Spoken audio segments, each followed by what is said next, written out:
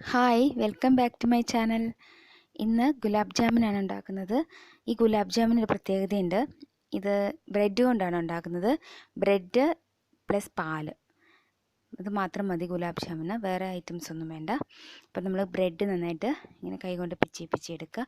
ബ്രെഡിൻ്റെ അരിക് ഒക്കെ വെട്ടിക്കളഞ്ഞിട്ട് നടുക്കുള്ള ഭാഗം മാത്രം എടുത്താൽ മതി. എന്നിട്ട് നന്നായിട്ട് ഇങ്ങനെ ആക്കുക. എന്നിട്ട് പാലൊഴിച്ച് കുഴയ്ക്കണം. കുഴച്ച് ഉരുട്ടിയെടുക്കാനുള്ള പാകത്തിന് കുഴച്ചെടുക്കണം.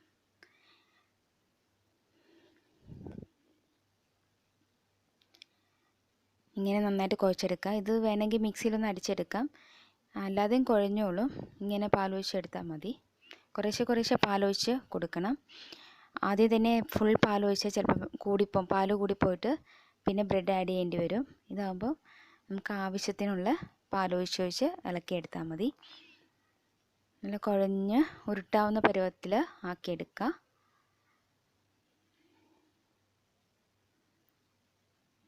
ഈ ഒരു പാകത്തിലെടുത്താൽ മതി. ഇപ്പോൾ കയ്യിലെടുക്കുമ്പോൾ ഉരുട്ടിയെടുക്കാനുള്ള, ബോൾസ് ആക്കിയെടുക്കാനുള്ള ഒരു പാകമായി.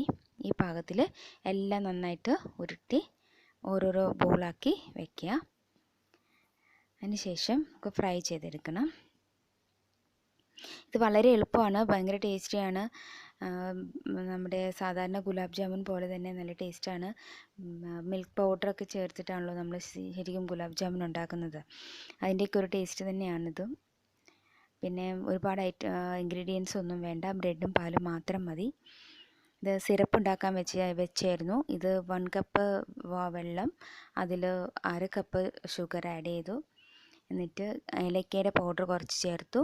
Vanilla essence 1/2 teaspoon, rose water 1/2 teaspoon, ഇത്രയും ചേർത്ത് നാരങ്ങ ജ്യൂസ് ഒരു 1/2 ടീസ്പൂൺ, ഇത്രയും ചേർത്തിട്ടാണ് ഷുഗർ സിറപ്പ് തയ്യാറാക്കി വെച്ചേക്കുന്നത്. ഇനി നമുക്കിത് ഫ്രൈ ചെയ്തെടുക്കാം. വളരെ എളുപ്പം ഫ്രൈ ചെയ്തെടുക്കാം, പെട്ടെന്ന് ആയിക്കോളും. മറ്റേ ബ്രെഡ് കുക്ക് ചെയ്യേണ്ട കാര്യമില്ലല്ലോ. അപ്പോൾ തീ കുറച്ചിടുക, അല്ലെങ്കിൽ കരിഞ്ഞു പോകും. തീ കുറച്ചിട്ട് എല്ലാ വശവും ഒരുപോലെ ആക്കി ഫ്രൈ ചെയ്തെടുക്കണം. ഈ തവി കൊണ്ട് പതുക്കെ ഇങ്ങനെ നീക്കി കൊടുക്കണം. അന്നേരം എല്ലാ ഭാഗവും ഒരേ ഈവനായിട്ട് നന്നായിട്ട് മൊരിഞ്ഞ് കിട്ടും. അല്ലെങ്കിൽ ഏതെങ്കിലും ഒരു ഭാഗം കരിഞ്ഞും ഒരു ഭാഗം മൊരിയാതെ അങ്ങനെയൊക്കെ ഇരിക്കും. ഒരേ ഡയറക്ഷനിലേക്ക് ഇടരുത്, ഇങ്ങനെ ഇളക്കി കൊടുക്കണം. അപ്പോൾ ശക്തിയായിട്ട് ഇളക്കരുത്, ഇത് പൊട്ടിപ്പോയാൽ എണ്ണയിൽ നിന്ന് പൊട്ടിത്തെറിക്കാനൊക്കെ ചാൻസ് ഉണ്ട്. അതുകൊണ്ട് അങ്ങനെയൊന്നും ചെയ്യരുത്, പതുക്കെ ഇങ്ങനെ നീക്കി കൊടുത്താൽ മതി. ഇതിങ്ങനെ മൊരിഞ്ഞ് കിട്ടും. നല്ല ഒരു ഗോൾഡൻ ബ്രൗൺ ആകുമ്പോൾ നമുക്കിത് എടുത്ത് സിറപ്പിലേക്ക് ചൂടോടെ തന്നെ ഇടണം. മാറ്റി വെച്ചിട്ട് പിന്നെ ഇടുകയും ചെയ്യരുത്, അപ്പം തന്നെ സിറപ്പിലേക്ക് തന്നെ ഇടണം. ഈ ഗുലാബ് ജാമിൻ്റെ ഫ്ലേവറിന് വേണ്ടിയിട്ടാണ് സിറപ്പിൽ നമ്മൾ റോസ് വാട്ടർ ആഡ് ചെയ്യുന്നത്. Rose water plus vanilla essence ചേരുമ്പോൾ നല്ലൊരു ഫ്ലേവറാണ്.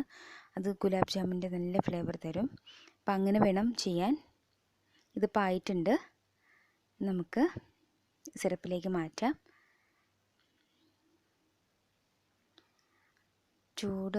സിറപ്പിന് നല്ല ചൂടുണ്ട്.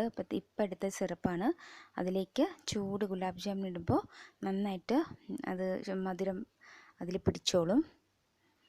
തിളപ്പിക്കാനൊന്നും വയ്ക്കേണ്ട കാര്യമില്ല, ഇങ്ങനെ ഇട്ടാൽ മതി. എന്നിട്ട് 10 മിനിറ്റ് കഴിയുമ്പോൾ തന്നെ നന്നായിട്ട് മധുരം പിടിക്കും. ഇപ്പം ഏകദേശം നന്നായി മധുരം പിടിച്ചിട്ടുണ്ട്. ഇളക്കി കൊടുക്കാം. കാണാൻ തന്നെ എന്തെല്ലാം ഭംഗിയുണ്ടല്ലോ അല്ലേ. അത് കുട്ടികൾക്കൊക്കെ ഭയങ്കര ഇഷ്ടമാണ്, നല്ല ടേസ്റ്റുമാണ്. പിന്നെ നമ്മളുടെയൊക്കെ വീട്ടിൽ എപ്പോഴും ബ്രെഡും പാലും ഒക്കെ ഉണ്ടാവും. എല്ലാവരും ട്രൈ ചെയ്യണം, ഈസിയാണ് ഉണ്ടാക്കാൻ.